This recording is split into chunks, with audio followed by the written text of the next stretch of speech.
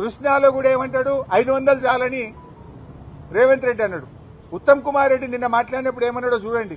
నిన్న పీపీటీలో ఉత్తమ్ కుమార్ రెడ్డి ఏమంటాడు, 573 టీఎంసీల కోసం ట్రిబ్యునల్ ముందు మా న్యాయవాదులు వీరోచిత పోరాటం చేస్తుండ్రు అన్నాడు. నేను రేవంత్ రెడ్డి అజ్ఞాని అనుకున్నా గానీ ఉత్తమ్ కుమార్ రెడ్డి కూడా ఇంత పైలట్ చదువుకున్నడివి, కనీసం 20 నెలలైంది నువ్వు నీళ్ల మంత్రి అయి, గది కూడా అవగాహన తెచ్చుకోకపోతే నేను బాధపడతా ఉన్నా, చింతిస్తా ఉన్నా.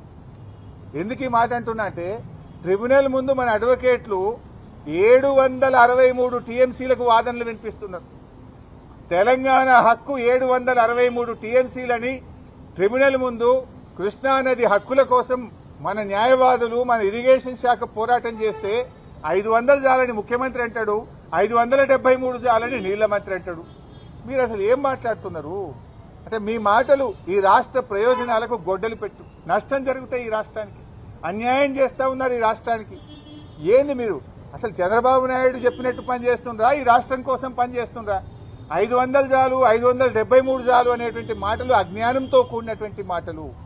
మన న్యాయవాదులు 763 టీఎంసీల కోసం పోరాటం చేస్తున్నారు. ఇంకోసారి అజ్ఞానాన్ని వీడండి, బాగా చదువుకొని డిపార్ట్మెంట్తో మాట్లాడి మీరు మాట్లాడండి.